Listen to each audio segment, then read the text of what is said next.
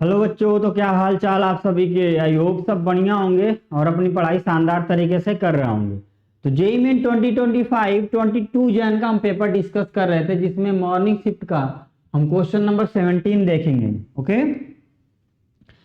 तो क्वेश्चन क्या दिया हुआ है कि लेट जो ए है वो सेट है जिसमें कि 1 to 10 नंबर हैं, एंड जो सेट बी है उसमें m अपॉन में n, और जो m और n है वो सेट A से बिलोंग कर रहे हैं। ओके, और कंडीशन दे रखा है कि जो n है वो हमेशा m से ज्यादा है। देन हमें बताना है कि जो सेट B है उसमें कितने नंबर ऑफ एलिमेंट्स आएंगे। ठीक है, तो चलो इस क्वेश्चन को देखते हैं। तो हमें m और n की वैल्यू फाइंड करनी है बेसिकली, तभी हम देख पाएंगे कि m और n, m अपॉन में n कितने नंबर आ रहे हैं, कितने नंबर ऑफ टर्म आ रहे हैं जो कि सेट B में प्रेजेंट है। ठीक है, तो अगर मैं n को 1 लेता हूं, अगर मैं n को 1 लूंगा तो 1 क्या है, सेट A से बिलोंग कर रहा है, और हमारा जो कंडीशन है कि m और n है वो A से बिलोंग करना चाहिए, तो वो तो ट्रू हो रहा है। बट जो दूसरी कंडीशन है कि जो n है वो हमेशा m से ज्यादा होना चाहिए, तो अगर मैं n की वैल्यू 1 लेता हूं तो उससे लेस तो कोई नंबर ही नहीं है सेट A में, तो m की वैल्यू नहीं आ पाएगी यहां से, तो n 1 नहीं हो सकता। और n की वैल्यू अगर मैं 2 लूं तो m क्या हो जाएगा, 1, क्योंकि 2 से लेस कितने नंबर है सेट A में, 1 है बस। सिमिलरली अगर मैं n की वैल्यू लेता हूं 3, 4, 5, 6, 7, ठीक है, हम ये सारे n की वैल्यू ले रहे हैं, तो m क्या आ जाएगा यहाँ पे, n की वैल्यू अगर 3 ले रहे हैं तो 3 से लेस कितने नंबर होंगे, 2, तो 1 एंड 2। सो यहाँ पे m की वैल्यू कितनी हो जाएगी, 1, 2 एंड 3। यहाँ पे m की वैल्यू हो जाएगी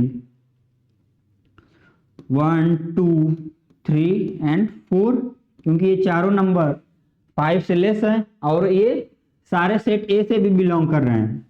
तो यहाँ पे इस केस में m की वैल्यू हो जाएगी 1, 2, 3, 4, 5, और m की वैल्यू यहाँ से क्या आ जाएगी, यहाँ से आ गई m की वैल्यू 1, 2, 3, 4, 5 एंड 6। ठीक है, अगर मैं n की वैल्यू 8 लूं, 9 and finally last one is 10, क्योंकि 10 से ज्यादा तो सेट A में नंबर ही नहीं है, तो n मैक्सिमम 10 हो सकता है।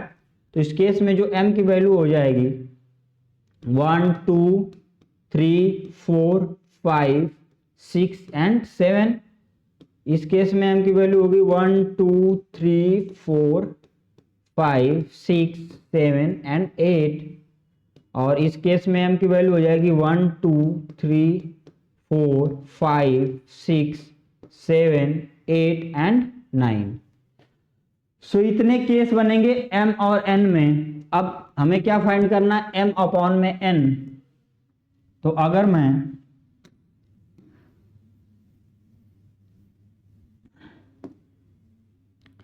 n की वैल्यू यहाँ पे क्या लिए हैं 8, यहाँ पे n की वैल्यू लिए हैं 9, और यहाँ पे n की वैल्यू लिए हैं 10। ओके, हम क्या दिखाना चाह रहे हैं आपको कि अगर यहाँ पे हमको सेट B में चाहिए क्या, m बाई n। ठीक है, m बाई n चाहिए, तो यहाँ पे अगर मैं m की वैल्यू 1 और n की वैल्यू 2, तो ये हो जाएगा 1 अपॉन में 2। यहाँ पे ये देखो 3, तो 1 बाई 3 और 2 बाई 3 होगा, तो 1 बाई 3 एंड 2 बाई 3, ये दो नंबर आ गए जब हमने n की वैल्यू 3 ली।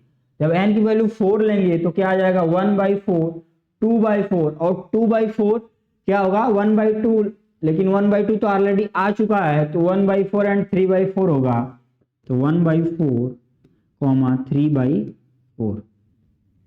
अब n की जब वैल्यू 5 ले रहे हैं तो हमारे पास 4 वैल्यू आ रही है m की, 1, 2, 3, 4।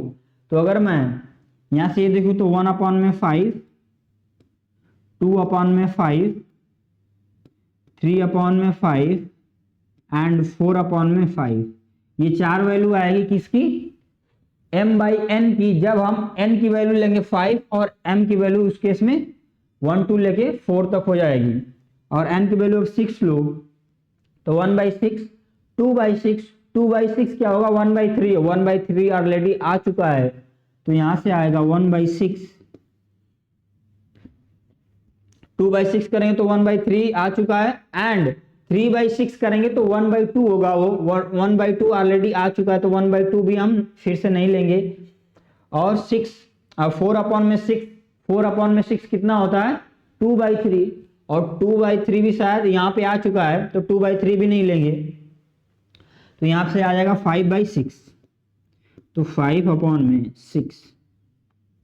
सिमिलरली अगर यहाँ पे देखें तो यहाँ तो सारी वैल्यू आ जाएगी, क्योंकि नीचे 7 है तो किसी से डिविजिबल नहीं, मतलब किसी से कटेगा नहीं 7, तो ये हो जाएगा 1/7 एंड 2/7, 3/7, 4/7, 5/7 एंड 6/7।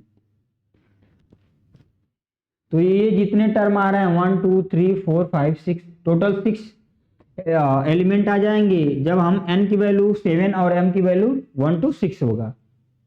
अगर यहाँ पे हम देखें तो m/n हम फाइंड कर रहे हैं, ध्यान रखना m/n।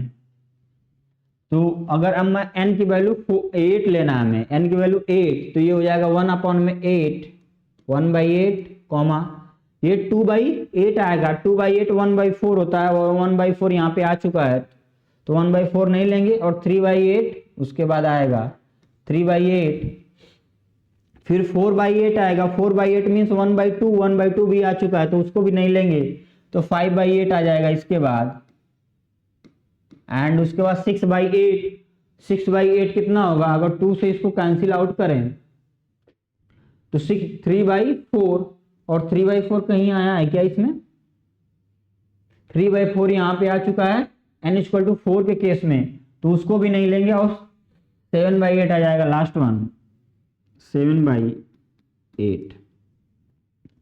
अब हम n की वैल्यू 9 पुट कर रहे हैं तो 1/9, तो 1/9, 2/9, 3/9, 1/3 हो जाएगा, 1/3 n = 3 के केस में आ चुका है तो 1/3 भी नहीं लेंगे, एंड जब 4/9 रखेंगे तो ये रहेगा ऐसे ही, क्योंकि 4/9 कहीं और नहीं आ रहा है, 5/9 भी आएगा, 6/9। अब 6/9 को हम जब 3 से कट करेंगे तो हो जाएगा 2/3, और 2/3 n = 3 के केस में आ चुका है तो वो भी नहीं आएगा, अब आ जाएगा 7/9 और 8/9।